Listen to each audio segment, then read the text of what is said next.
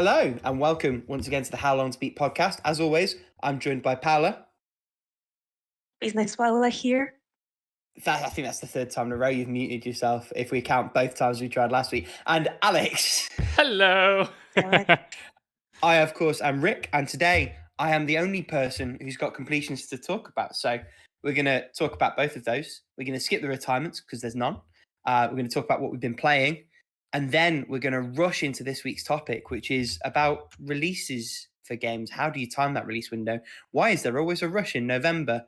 What gives? And we're just going to riff on that, I think, a little bit before we go on to possibly a new round, possibly an old round. We haven't actually decided yet of how long to beat. How long to beat the game. The game. That was all you, man. That wasn't even me. I didn't realize you were jumping into it. I thought we were about to talk about it. Can we just continue? Is it okay? Because I'm going to be honest, I don't know if I have time to play another new game in the next little bit. As long as we can agree that if I somehow do not win, it is a robbery. Sure, yes, I will 100% agree with that. And if you want, I'll play something that you want as well in that month if you don't win. I don't even care. Like, I'm fine with that. Like, I'll make that concession. I'm just like, can we just delay it one more month? That's all. Oh, man. Yes, I mean, yeah. You know what I mean? I don't mind playing the set rounds. I'll be happy. I'm happy to do that. I'll play something. You know what I'll do for you, Rick? Even if you don't win, I'll play like a Vita game of your choice. How's that sound? Do you know what? I could go for that. Yeah, that seems like a fair compromise. Interesting enough, a little bit of topical news.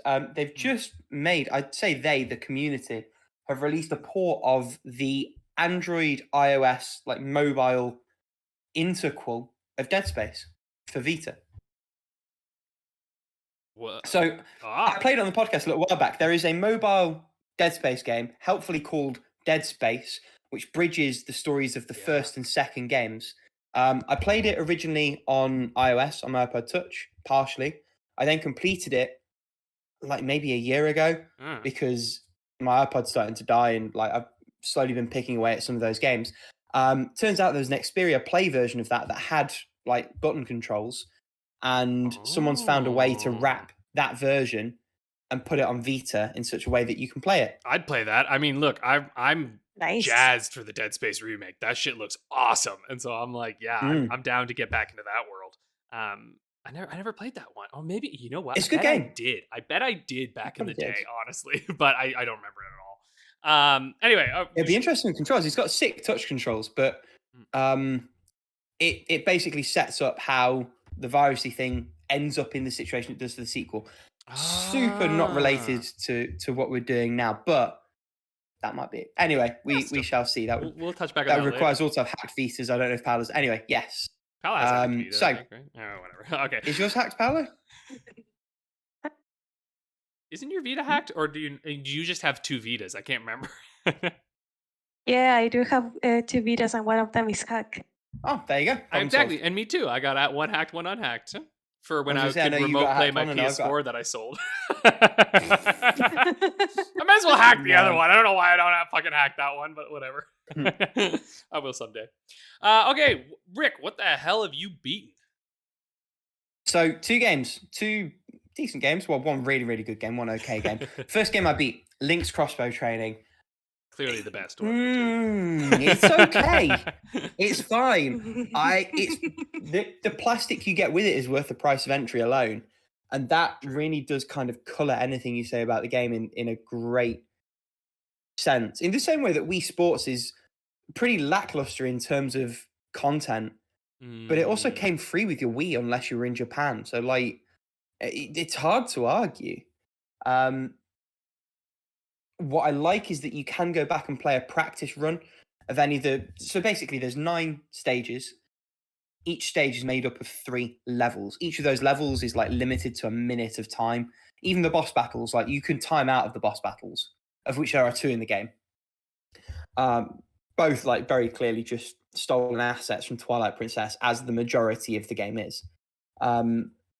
And that's not that it makes it any less fun. It's just very blatant that it was quite cheaply thrown together, which again, it's a packing game. That's fine. I kind of hate that to replay levels, you have to play them in bundles of 3 because there is some variance between the good levels and the bad levels. There's also some variance in control because you have ones where it's a static screen and it will move you from space to space to space, light gun style. There's ones where you are in a fixed point with a 360-degree view and a little radar in the corner telling you what direction things are approaching from. And there's one style where using the control stick on the nunchuck portion of the zapper, you can move freely. Now, that is best to worst in terms of controls.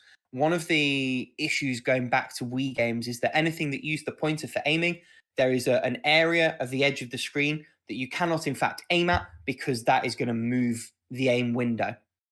Now, in first-person shooters where it's not timed, e.g. Metroid Prime 3, not really an issue. And there's lock-ons and there's other things that facilitate that aspect of the control setup. A game where it's a score attack and precision and speed are both integral and you're on a really strict time limit can cause a lot of frustration and pulling of hair. Particularly because the thing that this game does is you have a multiplier for every consecutive hit that you make. And I very quickly worked out that the way to score points wasn't to try and hit every single target. It was to make sure that every single shot hits something, which is fun. Like, it's a really good setup. It's really cool, except that in the fixed point 360 levels, and to a lesser extent in the free movement levels, the game sort of feels like it's conspiring against you because of the limitations of that setup. Still had a really good time. It's like 2 hours of gameplay, unless you really want to score chase. I think I got 1 gold medal, 1 silver medal, and then the rest were bronzes, which is the minimum you need to progress.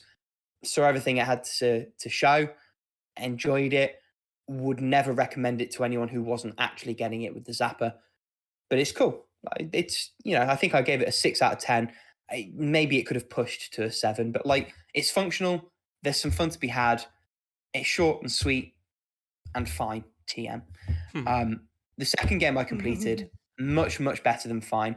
That is Shovel Knight, the Shovel of Hope campaign, the first one it launched with. Oh boy, this game's incredible. Hell yeah, there's a couple of games I'm still playing that I had intended to finish before I got through Shovel Knight, but such was the draw of the shovel that I just kept going back and back and back and back.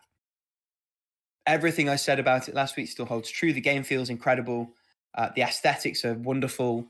There's a real charm to the way that this game's been put together. You can tell it's a love letter to a moment in time of gaming, and it does what all good pieces of media of that kind of thing do, which is give it to you in the way that you remember it being. So it's got 8-bit sensibilities, but it gives itself a little bit of artistic license with the graphics, which are a little bit leaning more towards 16 than 8-bit. The music definitely uses more channels than you would have gotten on an S while retaining that feel. There is way more content than that kind of size limitation would ever give you. And it pulls through various sort of quality of life improvements and things that you would have never had on those original platforms. So it's not rigid, but it is really, really particular. Some nice touches on the 3DS version. There is an NPC that lets you swap some play coins for currency. I don't know if there's a hard limit on per time you boot the game up, because I never closed the game down in my run. I left it playing and just slept the console. So I think I only ever got 3,000 out of him, but it's a nice little thing to have. God knows those play coins aren't getting used anywhere else. Obviously, there's the 3D parallax effect. Really, really holds up on all of the levels. Some care and attention's gone into that port to make that work properly, and it shows. Any other benefits? Oh yeah, the sub weapons you collect throughout the game. You can quick select them by tapping a portion of the touchscreen rather than having to just cycle left and right one by one with the shoulder buttons, which a couple of times I found really, really useful. Definitely not necessary, but really nice to have that functionality. I don't know if the other games make you do it in the pause menu or you just have to cycle, but having that on the touchscreen was really, really useful, especially in some of the bosses. Some of the later levels, the platforming got a bit gross. In particular, there is an enemy that has a wind thing that blows your character back. Can pop up out of nowhere a few times and fuck your run up. And there's certain portions of the platforming that felt a little bit cheap, but they are really, really minor blips. Like, I think I gave the game a 9, but it's like pushing 9.5. Like, it's quite close to a 10. I have heard that some of the DLC campaigns arguably exceed the shovel campaign, so I'm really looking forward to playing those. Ultimately, I think rather than try and run myself into the ground playing all of the Shovel Knight all at once, it's the kind of thing I'll play a couple of other games, play a couple of other 3DS games, come back and play. I think Plague Knights is the second one, or it might be Spectre Knight, one of those two anyway. Yeah, Plague is next, I think. They're very hard. Like they increasingly get more difficult, but not unfairly so. Like I absolutely love the DLC ones. I don't like King of Cards. I don't really know why, but I started playing it and I dropped out almost immediately. But I still think it's a very good one. But I don't know. Maybe it was that King of Cards is the one that feels closest to Shovel Knight in some ways. In terms of like movement, even though they're not. But anyway, Spectre of Torment I think was my favorite. Because it is so much fun. You zip through levels because you have this like kind of like zip movement that you the scythe thing that like sends him. Yeah, dude, it is so cool. And yet at the same time, Plague of Shadows I think is the most unique and probably the most divisive. Like I think that will be the one that, like, I don't know. I might almost recommend playing Spectre first because Spectre is only like 4.5 hours or so, and Plague's a bit longer, and it's also like. Plague is challenging because your movement is like bomb based, right? So it's like you're throwing and it explodes you up. Yeah, which I actually thought was like fucking dope. Like I loved it. Like I once I figured out how to use it, it took a long time. And so it's like, because the games are really defined by their movement style, right? And like King of Cards is like this like kind of bounce that he can do off of stuff. Like weird twirly bouncing. I don't know. I don't know why I couldn't get into that one. But it just it never worked for me. Anyway, I'm glad you played this though. I just realized it came out in 2014, which made me go like, oh fuck. Yeah, I mean it's been a while. It's been a minute. Because you've both played this, I think, right? I played up until I think Plague Knight's boss battle. I defeated Plague Knight and then I stopped playing because reasons. Probably an automatic. One of those things. Yeah, life comes up. Where did you both play it? Fuck, man, I don't even know. On the Switch. On the 3DS. 3DS as well. I bet it's good on Switch, to be fair. As long as you've got like a proper D-pad, because I would not want to play with the analog stick. Yeah. Did I play it on this? Yeah, that's where I have it logged and how long to beat. I don't fucking remember. I'm pretty damn sure that's where I beat it. Yeah, I mean, I have to say, I was very ready to get a Vita version, but I like the 3DS one so much that I didn't bother. But it occurs to me that having that wide screen on the Vita, it would probably play really, really well there as well. And, Switch is very similar. Yeah, and I mean, I kind of forget that the fucking Switch, released 5 years ago at this point. So I'm just like, yeah, over 5 years ago. And if those Bayo 3 reviews are anything to go by, it needs the refresh more than maybe most systems did at that stage. Talk about at some point. I don't know. I always hear, because people always say things are like, "Oh, but that's not what the Switch is about." And I was like, I don't give a shit anymore. Like I'm just like, I'm fucking done with this idea that the Switch is fine because it has a different concept. No, it is not okay anymore. No. The hardware was outdated when it came out, right? Because like the argument. Okay, this is what the argument feels like to me. It's like somebody telling me, right, or telling you something where it's like, hey, just because you're like distributing your movie on VHS doesn't mean that it's any less like, it's like you got to upgrade this shit at this point because everything else has moved on, right? Like the editing capabilities, the way that you're doing it. It's like, yeah, I could release a movie today on VHS. I can still do that. And that is totally fine. But do you know how many hoops you have to fucking jump through to do that? You have to jump through a lot of fucking hoops. So to release a game on the Switch now, you got to do the fucking same hoops as to release a fucking movie on VHS. It's backwards. Anyway, fucking God. I'm like, I just can't handle it anymore. I love Nintendo so much, but I'm like, dudes, we gotta move up a little bit. Especially now that I'm noticing. Especially since even the exclusive games are like struggling to run sometimes. So when you are building stuff, especially for the Switch, and you can get it to run well, you know it's time for a refresh. Yeah, you can't all be Capcom. Nope. Nope.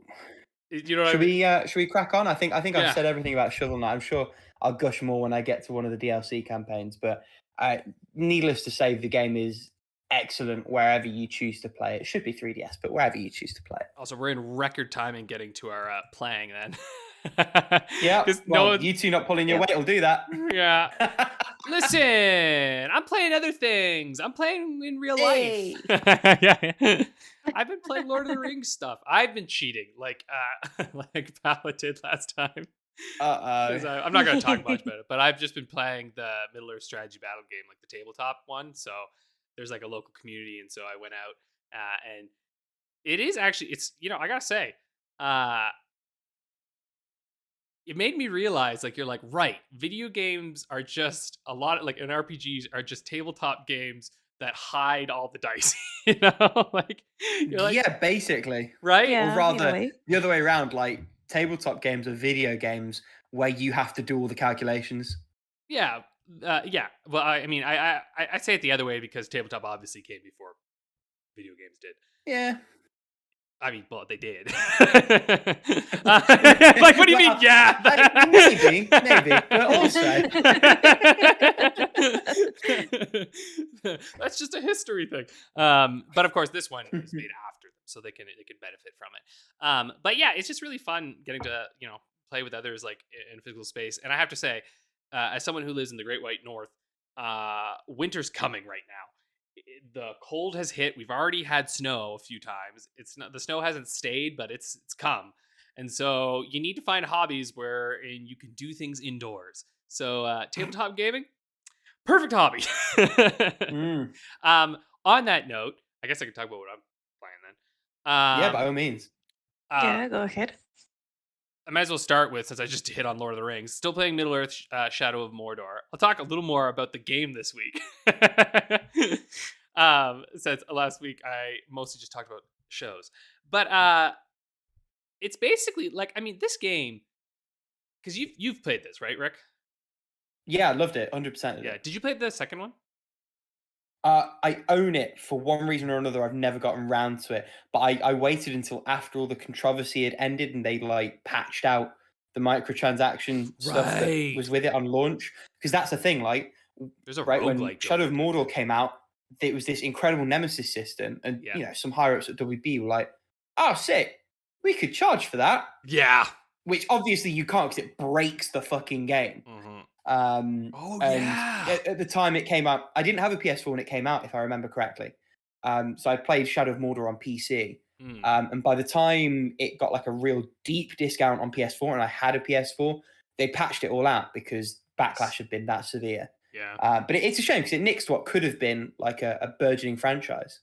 Yeah, I know. I mean, to be honest, it kind of plays very fast and loose with Lord of the Rings. Yeah, very much so. Like, absolutely. It's insane. Like, it's one of those things. It's one of those moments where you realize, I was like, no one, okay, come on. Like, I'm like, no one gave a shit. No one was like shitting on this game. Come on. And then it has sexy Shelob in the second one, right? And like, no one's like fucking burning pics over it. Yeah. So anyway, there's stuff that I'm just like, I don't care. I'm like, I don't give a fuck. As long as people like do whatever with Lord of the Rings, I don't give a shit, man. You do whatever you want with the stories as long as you kind of hit at the main sort of themes within it. And what I love with this game is like the idea of being connected with Celebrimbor is such an interesting concept.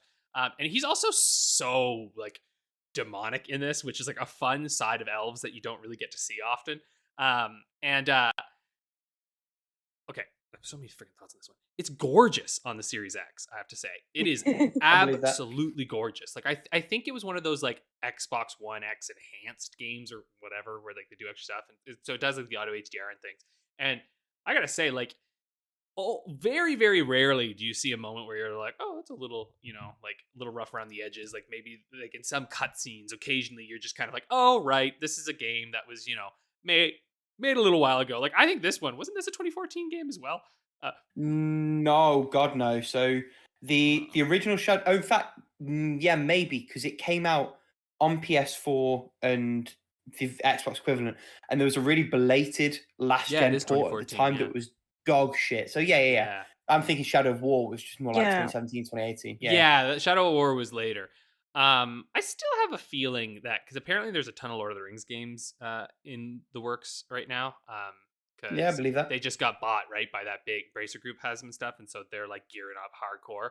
And so I would not be surprised at all to see this franchise either return or like something in this vein. But then again, does Warner Brothers have the rights to this particular? I don't know. It's confusing now who owns everything. I know, right? Yeah. So then this one's probably dead then. Oh, whatever. Anyway, the rights to Lord of the Rings is insane. It's like it is parceled out in so many different ways that it's really hard to follow. But yeah, it's like because this game is like it's kind of Assassin's Creed, but like way more fun. You know, like as far as that's fair, and like more modern Assassin's Creed where there's stealth, but it kind of doesn't matter. Doesn't it also, if memory serves, have like a really pointless tower climbing system for the map? Yeah, because there's like 6 towers you unlock, and then that's. But it also takes like a minute to climb them. Like they could not be there, and it wouldn't make a difference. Really? Oh, it didn't take long at all when I was saying it. Maybe it's. Yeah, that's what I mean. It's like it's a real. It's a non-issue in the sense that yes, they're there, but it takes so little effort to do them that it's whatever. Yeah, I think it's literally just because like that's a thing that's in open world games, and here now you can see the land around you, and now we have a fast travel spawn point. Like you could tell it's like not integral, like it's clearly just because Assassin's Creed had done it, and now this is what you do in open world games. There's got to be something like I'm sure designers have a reason why they continually use it besides just like it's a thing that's done. Like there must be something convenient about having the towers. Like it might be that you could see them in the distance, but in this game it's also weird because unless you're in so this game is like, it's Arkham Asylum meets Assassin's Creed, right? Because it uses with a Lord of the Rings skin, exactly. It uses the Arkham combat, kind of like obviously there's like different things, but it uses the Arkham combo combat where it's like build up your combo meter, do the reaction blocks, and you have Batman's detective mode as Celebrimbor, but then you have the open world of Assassin's Creed, and it's like. I actually think it's more successful than both of those in the marriage of its concepts and its techniques, especially because the Nemesis system is like, I know like at this point now people have talked about it a bunch, but like no one's done it since, right? Like this, like I think there's a patent.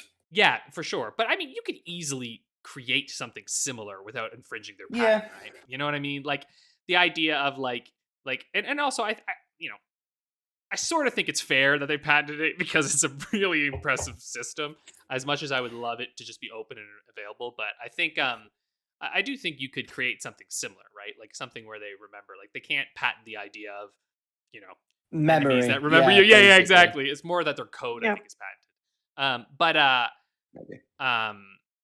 But there is something incredible to this. Like every time you die, you get to see the power levels and like all these like, you know, Uruks make their moves on each other and come through. And like something I also loved is that like, because in a game like this, you're often just going to run past enemies. But if they notice you, sometimes they'll come back and be like, hey, you're that asshole who ran away, as if like they ran away from you, which I think is kind of funny. Like they're like, yeah. And then you can be like, oh, that's what you thought? Well, I'm going to murder you now. Except sometimes they're really good at murdering you.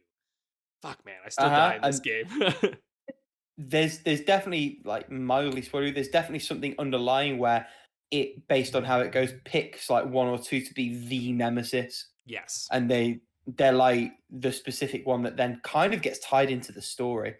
And with them and with others, I think my favorite parts were often where you'd be doing something completely unrelated. Maybe you'd be having a fight, and then one or two other ones would be like, here you are. And it would just devolve into this fucking shitstorm. Yeah, that's the best thing. Like, I remember I was doing a fucking, like, little challenge on this guy, and then all of a sudden, these two other assholes who I had, like, fought previously show up, and I'm like, God damn it! And you're like, no! Yeah. And but that's the beauty of that system, right? Like, the emergent gameplay moments that you couldn't script, and it makes it something unique for you, and it gives you these stories to tell, and these moments specific to you and your time with the game. And it doesn't feel like overloaded like a lot of open world games are. It's definitely close to being that, but like I find the side quest stuff, like the weapon challenges, are actually quite fun.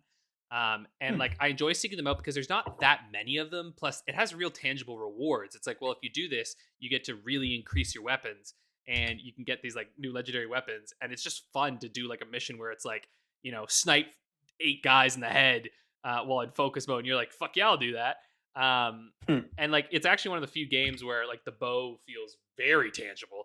Like it is so much fun to snipe motherfuckers because it does that focus zoom mode. It kind of made me wish I'd played it on PC, but then again, I want my nice big TV because I'm like, I still hate aiming with the analog with it, but it's I get fun. that. I'm sure I could be just like fucking pew pew pew pinging motherfuckers if I was on PC. But then again, you'd probably still want to play with the control pad because I think it would probably play weird mouse and keyboard because it is a combat game. I think I played it on Steam controller, and it was still really, really good. I do want to go back to your point of it being just really, really streamlined as well, because with both DLCs, like my game time, I think fell just under the 30-hour mark. Yeah. It's an open world that doesn't want to be oppressive with its size. Yeah. And I think that maybe got taken for granted at the time, but I went to it a little bit late. I think it was 2017 that I played it. And, even then, having something like that felt quite refreshing. I imagine even more so if you're coming to it now, having played Cyberpunk and some of the other bigger open worlds, it's nice to have something that's open but not huge. Yeah, because even the sequel's not that big. Like, it's like main plus extra is like 36 hours, right? Like it's like a little bit bigger, right? Like a few so hours bigger, and I really, really do appreciate it because like. I like open world games, but there does come to a point where you're just like, fuck, okay, I get it, right? Like, I'm like, you got a big world, whatever. But this one, it feels dense, right? Like the world's not super big, but there's always stuff going on in it. And so it feels really satisfying. I'm actually quite excited to get to the sequel because there's this DLC where they did like a roguelite in like the desert. And I'm like, I'm ready to try it out. Ooh. Yeah, there's like, it's like a permanent death. Yeah, apparently it's really cool and really fun. So I want to try that out. But, because now I have all the DLC and stuff. So I remember at the time, I think some people were kind of disappointed by the DLC, but from what I remember, it's fine. Like if you get it in the game of the year, it's fun to play. Maybe if you're being charged the exorbitant prices that companies are charging for it, you probably feel a little let down. Maybe less so, yeah. When you're removed from it, it's no big deal. Anyway, that's Shadow of Mordor. It's like I highly, highly recommend it. Like these two are easily the best Lord of the Rings games that have like ever been made. Like they're just because they're some of the best games out there in general. Like they're super, super good. So I just feel very happy that Lord of the Rings was put over top of this. I'm like, yes. And what else have I been playing? Oh yeah, Castlevania Order of Ecclesia still playing. I haven't really got much further in at all. But it's a nice little Halloween game. It's spooky. Yeah, spooky. And it's really tight. It feels good. It looks great. It's a fun game. I wish I had more to say, but I don't right now. But I will soon. Crusader Kings 3, I am still completely and entirely baffled by this game. It's likely going to hit the retirement soon because you can't beat Crusader Kings 3. I don't know. Do you beat it when you complete like a campaign? I guess like they literally say when you start the game, they're like, Crusader Kings 3 is not about winning; it's about playing. And because they're like, because you can't really win, right? You're creating a dynasty, and eventually that dynasty will die, and it will be over, and that's fine. So it's just like what's going to happen to you along the way, which I think is really fun and neat. But Jesus Christ, man, Paradox Games, it's like you feel like you're entering into a PhD program or something to play a game, which I can appreciate, like I get it. But it's like, I was starting that tabletop game, right? And that has a giant rule book that I had to get familiar with. And I'm like, I only have time for one big complicated thing in my life right now. But I'm really glad I'm trying it out at the moment. I think another one of my wives died, so I'm on number 3 now. But childbirth sucks, man. That's a sentence. It's bad So stuff. keep playing. I'm on number 3 now. I feel like I'm in House of Dragons right now. It's like just bad times. Which I think there's actually a really cool Game of Thrones mod, but I think that's only for Crusader Kings 2. I don't think they brought it over to 3 yet. Yeah, I think that's for number 2 as well from memory. Yeah. Anyway, I'm going to continue to try and rule Ireland and with a iron fist. That's kind of it for me, honestly. I like I said, I haven't been playing. Oh, I wasn't trying to be a pun or anything. I guess it kind of is. But what was I gonna say? God dang it, Paula! Now you got me all discombobulated. Whoopsie doopsie. Yeah, like I said, I just haven't really been playing a lot of games because I've just been busy and I've been just painting miniatures. My eyes are just like I've just been doing that like. All week I've had that classic look where like I'm nearsighted, right? So like I've been like pushing my glasses down and I'm like, you know, looking over my glasses and then I'll look up at the TV while I watch the shit. I'm just like, I'm an old man now. Which I know Tiamat just went, no, you're not, but it's all relative. Why don't one of you take it away? Who wants to go? Paula, actually, why don't you? Go on, Pal, you've not gone yet. Yeah. I'm still technically playing Piofiore Fading Memories. I haven't started Jank's route yet, but hopefully I will soon. I played a lot of Guardian Tales, so I haven't continued with the story. I'm just farming materials for my existing characters. And I actually got the weapon, the special weapon for one of the characters that I played last week. So I'm now trying to get the last character from the special Slayer's banner. But I don't think I will, to be honest, because Lady Luck is not always on my side. Lady Luck was on my side to get Rina, but I think she left me now. So I am sad, lonely Paula. Oh no. And I've played a little bit of Pokemon White. I've made my way to Nimbasa City. That's where the second gym is. And right now my party has a Kabutops for some reason. Like I found it like out in the wild because of the randomizer stuff. Mm-hmm. So I am rocking 2 water types now. So let's see where that gets at. To be honest, I don't remember if we had all the water TMs that we have on. No, we have like half of the water TMs that we have on Pokemon Soul Silver. As you know, Soul Silver has the highest amount of TMs in all the Pokemon games, like at the very least of the water type ones, because they have, as we all know, Whirlpool. As everyone knows, that common knowledge for everybody. All of the They have Whirlpool, Waterfall, and Surf, and I'm pretty sure they have like one more useless TM. Oh, they have Flash, but they don't really use it, so you can keep it. Actually, Platinum is the one that has the most stupid TMs, like Defog. Like, oh no, it's foggy. Now use Defog and it's not foggy anymore, and you don't have to use it like ever again in the game. Anyway. Little rant over. Like, do you surf in Pokemon White? Like, I don't remember any large bodies of water. So. That's the area. Anyway, I'm not very familiar with.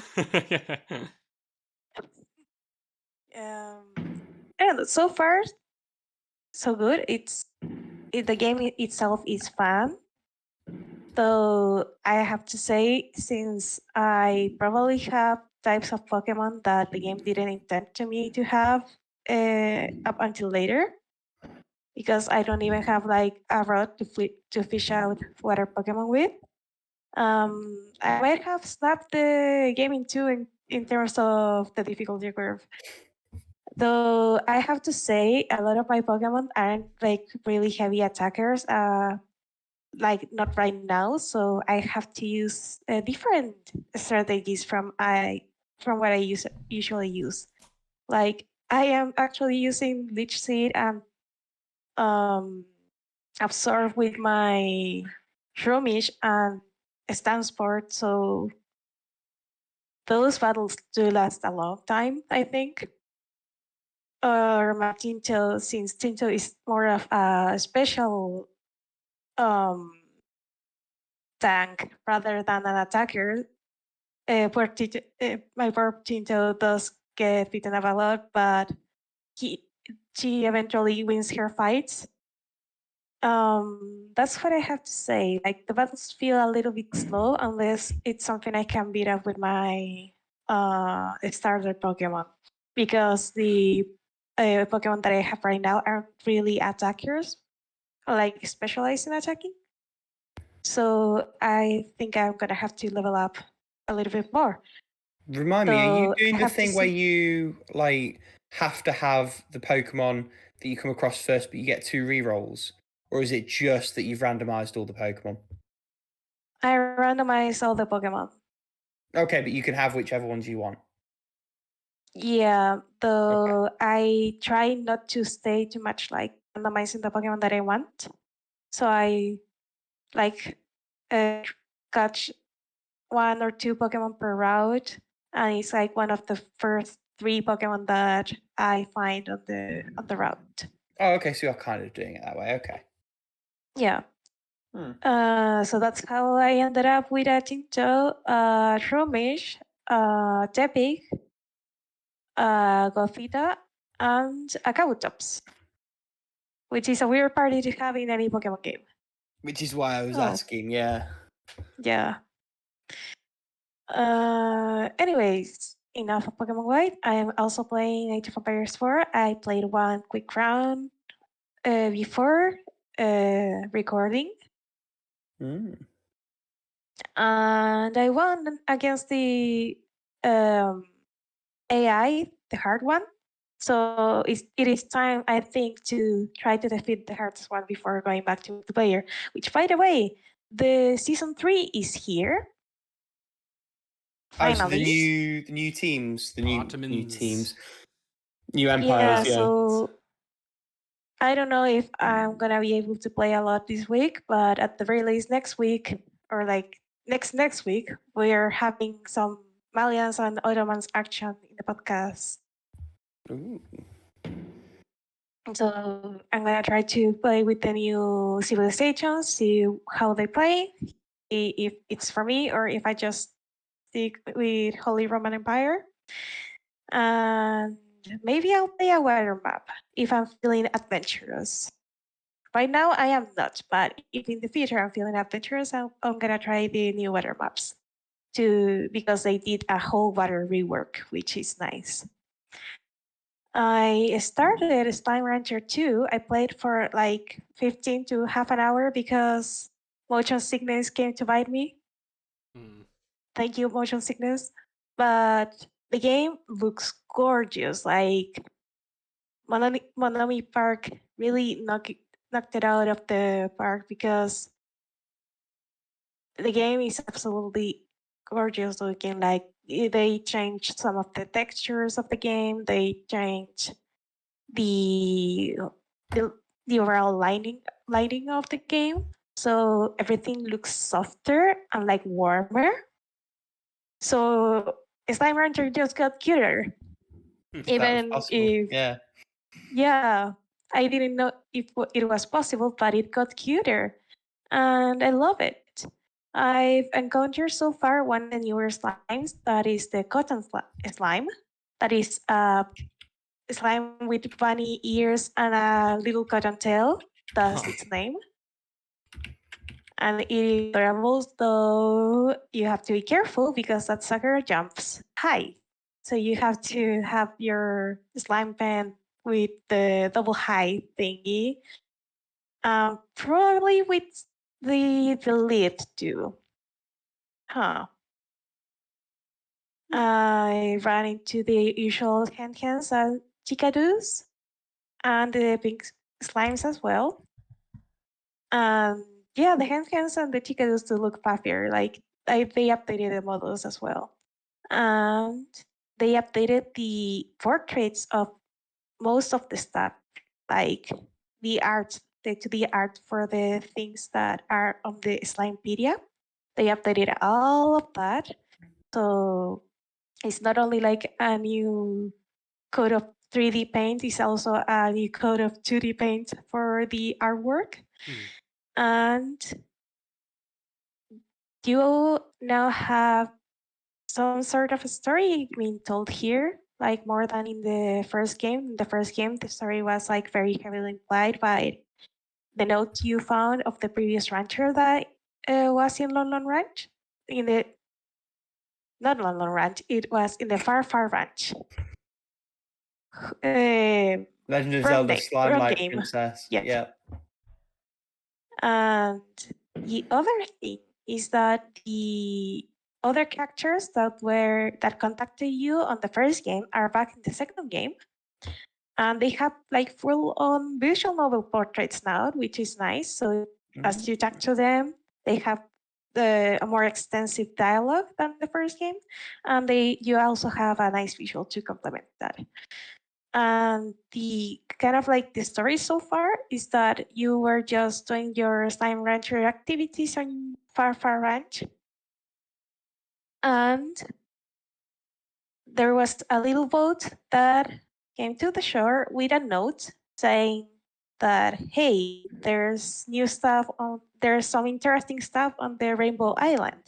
So now you go to Rainbow Island to start a new ranch and to see all the new slimes and unveil the story.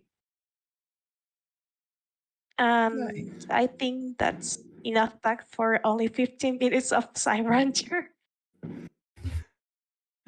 And finally, I've talked about this game more than I played it so far.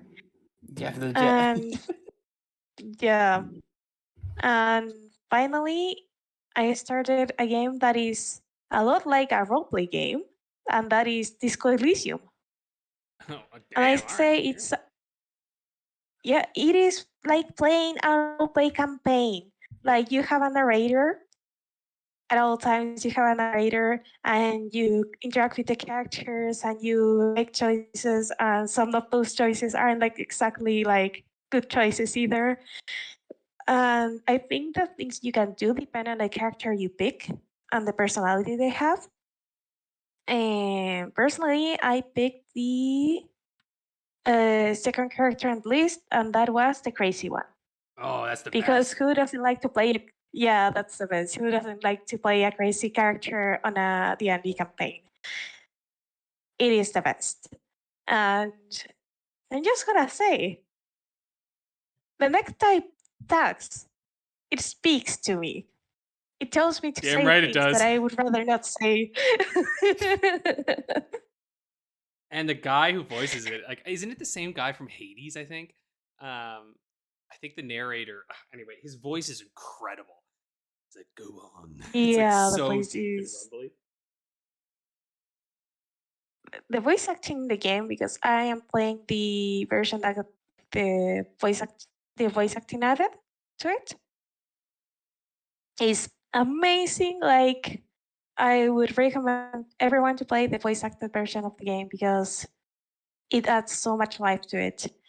Another thing is that I watched a little bit of Aaron playing this game, and he picked a logical character. Ooh. And it was like we were playing two different games at some point. Like the I forgot the other cop's name. Kim. The one that Kim, yeah, Kim. Kim, oh my god, bless him. Kim's the best. Kim's the best. And it's very funny because Aaron's character was having like very detective-like conversations with Kim, and he was playing so people wouldn't know like his characters have amnesia. So he was like trying to collect information from the world and trying to be like a good professional and trying to solve this crime. And he was like getting along with Kim. Well, my character was like a hot mess. He was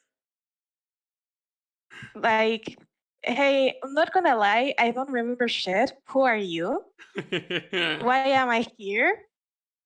And Kim, he's like one step away from sending my character to wherever far away from him, because he's just like an incompetent bastard right now.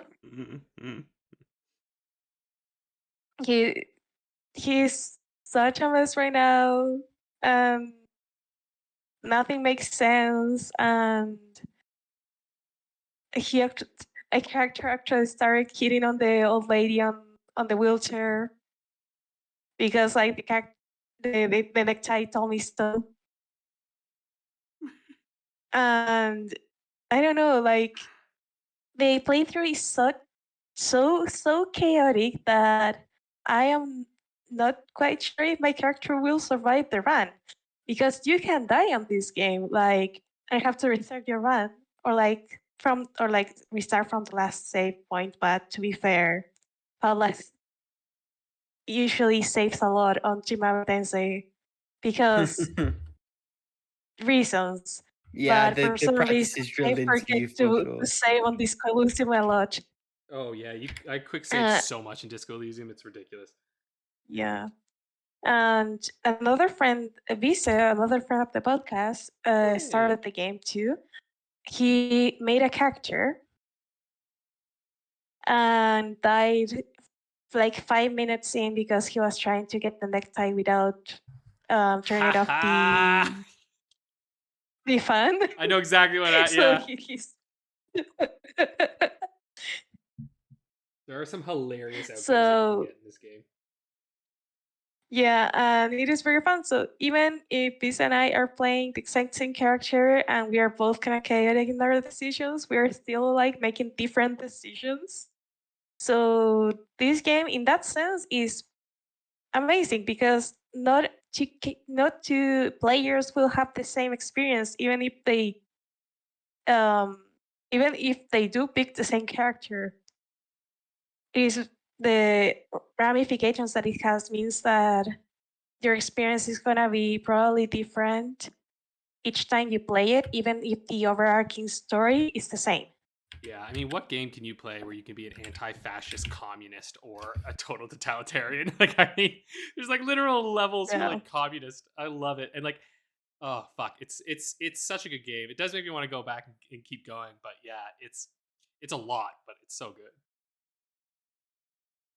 Yeah, I know I can see why you said that it is a lot of text that you have to read. It is a lot of text that you have to read because everything is narrated and there's a lot of information that you have to really be like looking for and have to be very attentive when you have to be paying attention to this thing.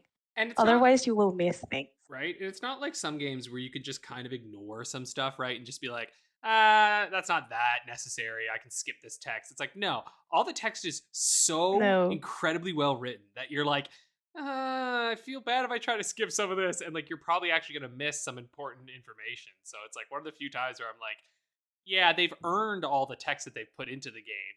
But man, did they put a lot into the game. This has to be like the equivalent of like fucking 6 novels. It's so much writing.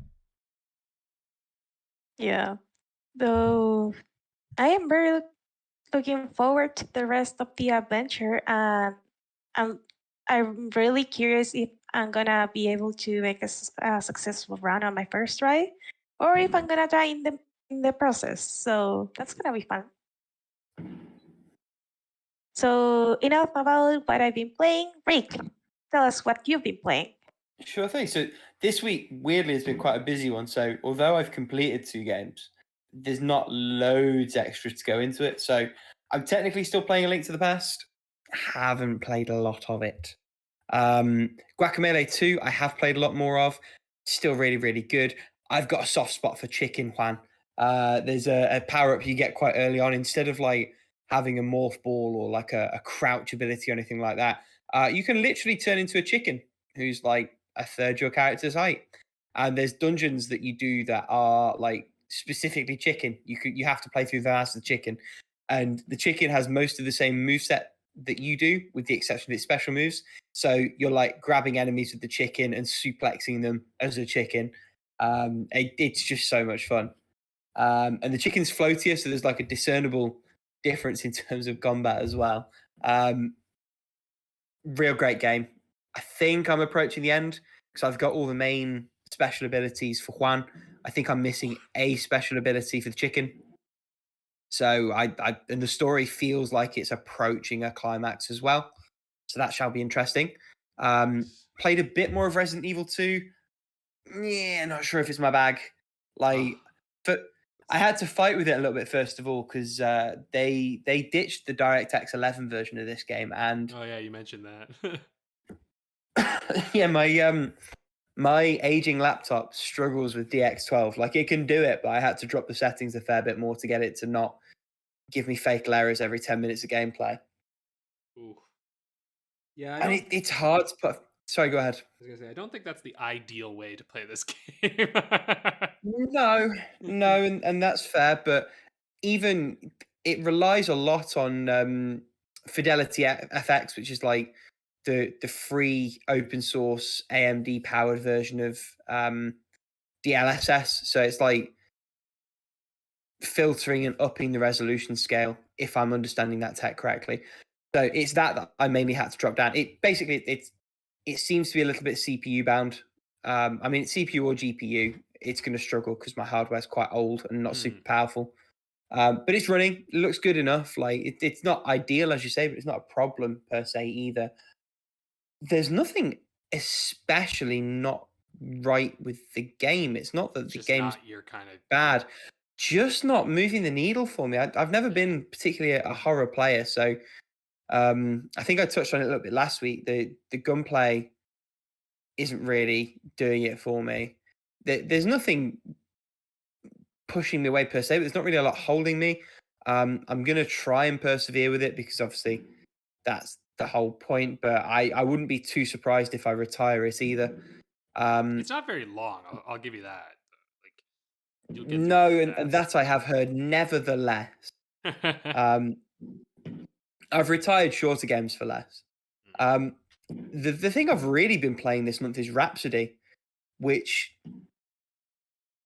despite being laughably easy, like really stupidly, pointlessly easy, has been captivating. There's a real charm also, to the visuals, Rick, to the you story. Have construction going on or something outside of you? Because there's just been. I have fireworks. That's fireworks. I can only apologize to listeners at home. I think we had a problem with them last week as well. Fireworks. Because I live among idiots. I really don't know. Oh, I see. Okay. It's just youngins being stupid. Yeah, basically. Let's go with that. Sure.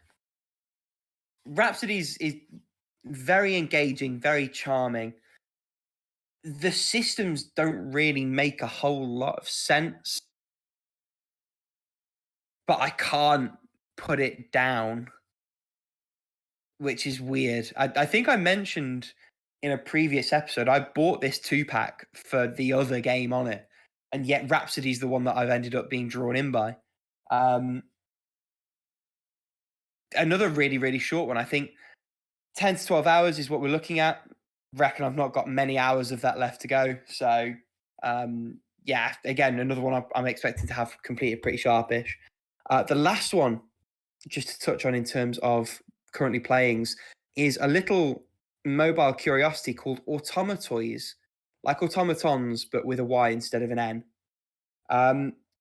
This is like, God, what's an liken this to? It's like a children's toy where you press buttons and little parts of it move around and you're guiding a ball from one end to the other. But as a digital thing that's lovingly crafted, it's an easy way to lose a few minutes and just be like, oh. There is no good way to communicate the charm of this game. I read a Eurogamer review for it when it was on iOS. Left that tab open on my phone as a reminder to eventually check if it would get an Android port, which it recently did. It's free. I think there's like a purchase later on or some ads or something. I haven't got that far in. I've only played a couple of levels. But it's nice. I like it. It's great for, a couple of minute time wasty distraction thing or a little in-betweeny sort of thing, which, is the benefit of being on mobile. I think if this were on Switch, I'd hate it. But on mobile, it works so far. Mm-hmm. So that's me for playing. That's us for playing. Damn. Shall we jump onto our topic? Yeah. This is going to be a short one, folks. We've been giving you these big, massive episodes over the last little while. So finally, we're going to give you a slightly shorter one. Actually stick to time for once, which would be nice. So the prompt this time is just that we're at the time of year when lots of games come out all at once for no discernible reason. So the one that jumped out at me on the schedule is on the 2nd of December, you have Midnight Suns and a new Need for Speed and the Callisto Protocol all coming out. And then a week later, you've got the Crisis Core remake. And God of War is coming out. And God of War. Yeah, of course. And God of War's coming out like mid-November, just before then. There's a new Pokemon game coming on the 18th. Yeah. There's just lots, one after another. And I suppose digging in one to why, two into how, because games are hard to schedule, like notoriously so. There's so many moving parts there. And also what promotes the different rushes, because there's a big rush coming Feb as well. February next year is when everything seems to be being delayed to, and there's loads of big releases coming there as well. I don't know. What do you guys think about that? I mean, I think part of it has to do with business quarters, like what like fiscal quarters actually are. Because I know that they go in 3-month periods, right? Like that's the typical, because there's 4 quarters within a year.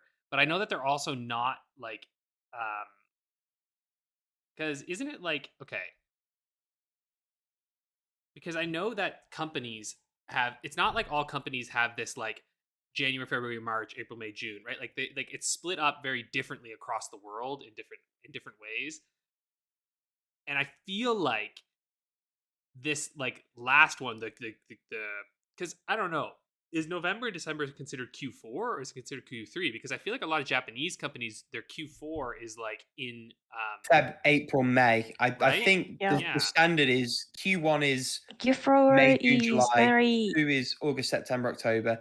3 is November, December, Jan, and 4 is Feb, March, April. Which is why when people are like Q4 2022, you have to remember that actually that could be like a third of the way through 2023 before it comes out, or something like that. Sorry, what were we going to say, Paula? Oh, that I thought Q4 was January, February, March. But now that I think about it, isn't it January? I don't think it's neat. I don't think it's that neat. Google will know. You know what? It's really hard to find on Google. Because like in Canada, ours goes from January to December, I think. Like it's like, it's like it follows that kind of calendar. But I'm having oh my God, my dog is farting so much right now. I want to kill myself. This is the worst smell I've ever. You jerk. This is the quality podcast content people come for. Go throw her out the window. That's what you're getting. Not really, but do we edit it out or do we leave this in and just dob Molly out to our community? Yeah, the dog. Oh, she's a Frenchie. They always smell like shit. Oh, there you go. I think it's like the tax year, because I think most companies' tax year ends either end of March, start of April, or end of April, start of May. I want to say the former. So I don't know if the queues. Oh, I think that's why the queues are aligned. Go ahead. Did you find it, Paula? Yeah, I found out that first of all, I remember that the fiscal year for Japan started like in April, because that's where the classes start. It is kind of like organized that way because they for fiscal reasons pretty much. And the fiscal quarters are Oh my god, I yeah, lost because it. they're April. January, Well, February, and March Q1. April, May, and June Q2. July, August, and September Q3. And October, November, December Q4. is that for Japan, or is that for, because like isn't Japan's fiscal quarters April, May, June, Q1, Q2 is July, August, September, Q3 is October, November, December, and then Q4 Oh, would be I'm an January, idiot. February, Yeah. March. Yeah. So basically, like, actually, there's a really fun, if you want to go do some fun business shit and go look on Wikipedia, they have all of the world's fiscal quarters put into when they start and like how they're organized. Like, for instance, Australia starts in July. Austria is in January. Like, so is Canada is in January. Even though, Canada is in April as well, but the personal one and corporate one is in January. So it's confusing, right? Like, there's different levels to this, right? So it's like there's government fiscal years, and then there's like corporate fiscal years and personal fiscal years. It's a whole bunch of fiscal year stuff. But I'm assuming that because Japan is one of the, biggest creators of games, that it kind of makes sense actually when you think about it, because when was the Switch released? March 2017. Right before the end of the fiscal year. The end of their fiscal year, right? So that's a big kind of bump to their fiscal year. And in fact, when I think about it, and I don't know if this is can be backed up by anything, but it does seem like a lot of Japanese games release around that time. And when you're looking at the US games, like a lot of those games you talked about are US based games that are coming out November, December, which will be the end of their fiscal year. Which seems to me like something that these companies are probably trying to push out, right? They're like, all right, we want to make sure that we have something big at the end of our year, to make up for any shortfalls you've had. Yeah. But then also probably to like blend off into the next year. It's like if you release a big game at the end of that makes your next year start look great, right? Because you're probably still selling a shit ton of those games. Like Santa Monica's going to look real good. Of course, then you have the weird thing of like how Sony's owned by the US and by Japan. I don't know nearly enough about how businesses like to run, so we could be wrong entirely about all of this, but like from the layman's perspective, I feel like that's likely where a lot of the pressure comes to release things, right? And when you think about it, like most countries, it seems, except Australia, but like the summer is typically the middle of a fiscal year for most countries, at least countries that are really heavy into video game development, right? And it seems like, because that always seems to be the dry zone. I mean, for the love of God, July and August, it's like there's nothing, like games are just like, yeah, no, we got nothing right now. And which I guess also makes sense, because what do people tend to do in the summer, at least in the Northern Hemisphere? Go on holiday. Yeah, go on holiday. Albeit, you would think that a holiday would be a time when people would have more time to play games and do other things. But also, you need your company around, and you need like, imagine these days too, right? I'm sure you could have done that in the 90s when a game goes gold and that's fucking it. But like nowadays, a game releases and that's actually the busiest fucking time. Right? Because like the minute it releases is when everybody is all hands on deck, because they got to patch shit and like there's constant work that they have to do. So it's like, it actually seems to me to make sense that games are being released in like November, this November, early December timeframe, because it's like, get all the shit you need done before people start taking their vacation, and work them into the ground, right? Which is unfortunate and cynical, but I don't know. I can sort of see how that might happen, right? Because like, at least in the northern, and of course I'm very biased right now, thinking like kind of Europe and North America thoughts. I really just don't fully. Like, I kind of know Japan's work culture, but obviously not a ton here. I know that they work very intensely, kind of all year round. But at least in Canada and the US, I find that kind of synced up with our school year, this September, October, November, December sort of time period is like a heavily productive time period where like people are just like battening down the hatches and getting things done. Anyway, I don't know. What do you think? I think it's like the structure of the fiscal year impacts a lot, like when the games are being released. But also, especially for some games, for example, Pokemon, you want that released near Christmas because what's gonna whether parents gonna get their son the latest Pokemon game or like the latest insert name here game in the series. Yeah. So it kind of makes sense to me, like they want the game to be kind of fresh still, like in Christmas, because that's where you're gonna have like an increase on player base, especially for the online stuff. I feel like that makes sense for North America and Europe and whatnot too. But I'd even argue too, though, like even like Christmas aside, that time of year, November, December, there are so many holidays for so fucking many like faiths and like countries, right? That it seems like it's just an apt time to get that shit out. But then I guess too, February, there's another huge goddamn holiday that hits in February, which I guess hasn't been like capitalized on as much lately, but like Lunar New Year coming out is such a huge time as well. And then you get like Golden Week coming up. Anyway. I suppose for me, like obviously when a game gets released is interesting. It's interesting how little, or at least how little compared to how much you'd think it would matter, companies take into account other big releases around it. So like, for example, if you are the company who on December 2nd is releasing the Callisto Protocol, like you don't ideally want to be going against a really promising Marvel game at the same time. It's not necessarily overlap in that instance, but it's going to take a lot of sort of mind share and new space and things like that. And you know, there's often prevalent examples. The one that always springs to mind for me is Titanfall coming out at the same time as Battlefield, where it's like you've got two big FPS things and you're releasing them together. And I suppose now that you've both said, oh yeah, financial like quarters and things like that, kind of makes sense, because like it doesn't matter how much it makes as long as it's out of the door and making something. But by the same token, you do wonder to what extent those things are planned around each other, even within companies. Square Enix is another one where, like this year particularly, it seems like they've had a game a week, and there's so much overlap in marketing. You must think it should cannibalize one or the other.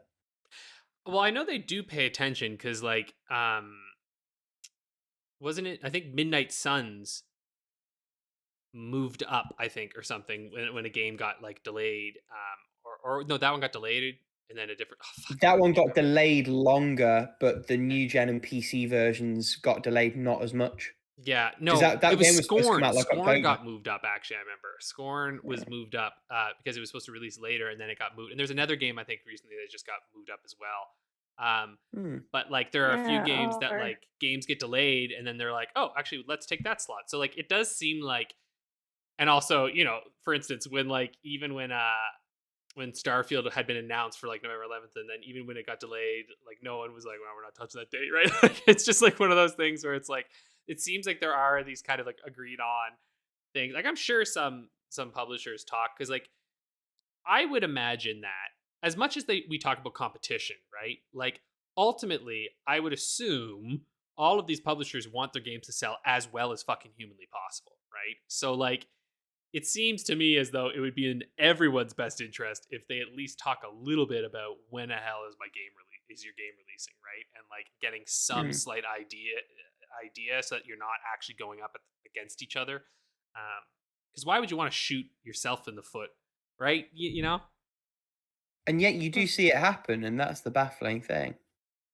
Yeah. Or you see interesting stuff. Oh.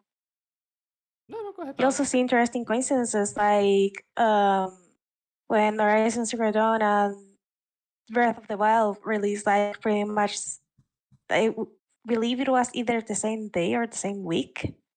And then it happened again, didn't it? Because the New Horizon released at the same time as, was it Elden Ring? Yeah. Yeah, they got. And they're both kind of comparable games, big open world action games. And I suppose that's my thinking. Like, you're throwing that game out to the wolves to a certain extent. Yeah, they got entirely fucked by that one. I would also say I think we're in a bit of a weird situation right now too, where like, the pandemic has fucked up release schedules entirely. Also fair, yeah. You know? Like I feel like I think there would be an interesting study to like look at what schedules were like before and after, because I'm certain there have been like there was probably quite a disparity between when games have released.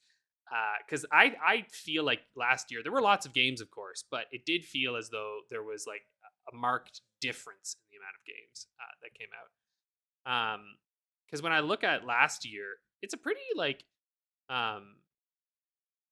a pretty normal amount of games released. Although March was a heavy month for games that year, which again makes sense. And it's going to be again this year coming, yeah. And this year in general, it's felt like September was pretty big. There was like a lot of games that came out in September. This month, not a ton, but there's been some. Like it's been a good number of games. But November does seem like a fucking nuts month for games in general, and it's just going to keep going all the way out through December. Yep, there's loads coming, including, and I forgot this was a game, Sonic Frontiers. I forget too. Kind of mad. God knows what that's going to turn out like. Who knows? It's so off topic, but I kind of like the idea that it becomes incredible and everyone eats humble pie, but I just don't feel like that's going to be the reality of it. But I'd love it to be. I don't care about Sonic, but I'd be very much about that. Yeah, I have a very strong feeling it won't, but who knows? I think that tangent maybe signals that we've sort of done all we can with that topic, and it might possibly, unless any of you want to stop me at this specific moment, be time for us to move on to how long to beat the game. Alex, I believe it is your week. It is. So we just had a gentleman's agreement. So if we had stopped now, Rick would win, but we're going to keep going because it's really close. And I'll play a video game with Rick or whatever in December. Just to give us a little more of a buffer. Made no such promise. Yeah. That's all right. I can do it. I don't care. So the current scores right now is that it is 14 for Rick, 13 for me, and 12 for Paula, which is pretty interesting. Pretty close. So your game this week. I'm sorry, someone's decided now is the perfect time to mow their fucking lawn. Let's see here. It is. No, we already did that one. No, we already did that one. No, Give over. DLC. Okay. Why are these all DLC? All right, this is neat. Pokemon Ranger Shadows of Almia. Oh, is that the DS one where you had to draw the circles around them? Shadows of Almia is the first one or the second one? Because I think there's 2 Pokemon Ranger games, or am I? No, there's one. I'm being stupid. Okay, and what do you want the bonus question to be this time, Alex? Oh, that's a good question. Okay. Let me see. Okay.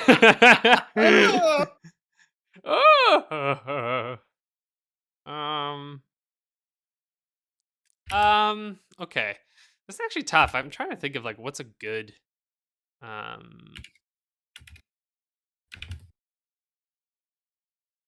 okay. I like this. What platform has the least number of completions for this game? So basically, when people submit this game on How Long to Beat, they can put down what platform they beat it on. And I want to know what platform has this game been beaten on the least amount of times. That is going to be interesting. Because I can think of 3 platforms, quote unquote. Oh, okay. Mm-hmm. Okay. Ha! There's a whole bunch.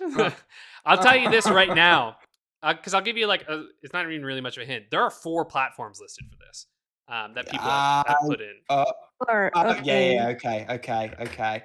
Officially, there's only 2 listed, but yeah. This is a tie break potentially. So I think I know the 2 you mean, but which one is it? Yeah. I wouldn't have got this, I don't think, but you might. So we'll see. I might be barking up the wrong tree, but I think I know where you're going with this. Okay. Yeah. If you do, I'll be impressed. Because even I'm not really sure.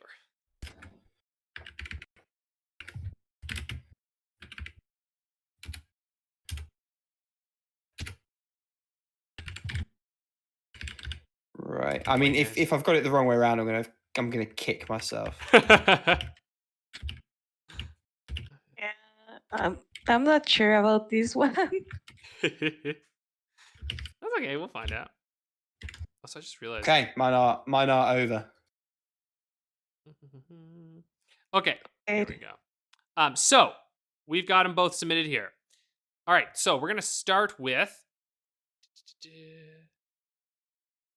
our main times here. Hold on, I'm gonna pull it up on my computer because I've been using my phone, but I want to use Discord to find your times. So what we have here, Paula has said 22 hours, and Rick has said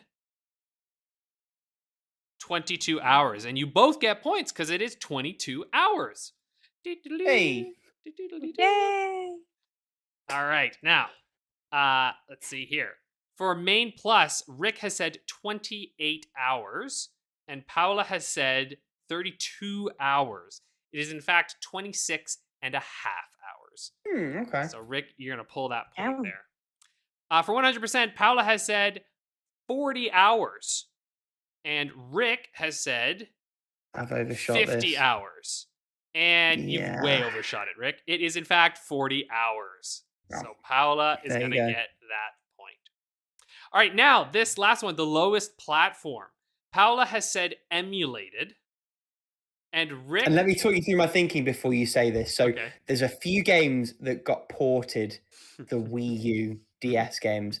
Now, either I've got bamboozled here and you've curveballed me and Paula's just got these 2 points, or this is one of the few DS games that managed to get a port.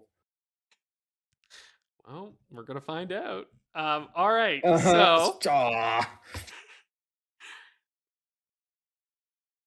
I'm gonna list out the platform and like. Oh, fuck off! So just tell us. Nintendo DS 98, Nintendo 3DS 15. Emulated 2, Wii U 1. So you got. Oh, thank goodness. So that is 2 points for Rick on that one. But that was close. That could have been anyone's. Oh, God damn it. I thought that was an interesting one because I was like, oh, yeah, the Wii U. forgot about the Wii U one. Right. See, that's why I said I would have forgot too, but then I remembered, right, you could do the DS screen on the Wii U and then they had it on the big screen. It was actually a fun way of playing DS games. I would never have thought it. You were like, there's 3 platforms. I was like, oh, I said there's 4 platforms. Well, eventually, yeah, but then that was when you were tagging emulated in. I hadn't thought of the emulation as a platform, even though it is on the site. But yeah, that's So, right, because Paula said 3, and then I was like 4. Yeah, I thought that was kind of a little fun one there. So now the scores are 18, 14, 13. Still anyone's game because next round is going to be will be Paula. And then against Rick and I, and then Rick will do the final one in this one. So still pretty darn close. Still anyone's game for sure. Probably got 2 points there. Yeah. Rick went up 4 points. Damn it. Yeah. So yeah, because we tied the first one, didn't we? Yeah. So there was more points than points. Yeah. Went around there, which is pretty nice. Sweet. Well, that's it for this week. Really, a bit of a shorter episode. But I think that's kind of nice. Sometimes you need to have a little bit of brevity in life, you know. Short and sweet. Precisely. So tune in next week. Oh yeah. Plus last week, I mean, we had the cock on, and that was a huge episode. So, no pun intended. Oh, of course. I wish there was. But that's good one. Goodbye, everybody. On that note, peace.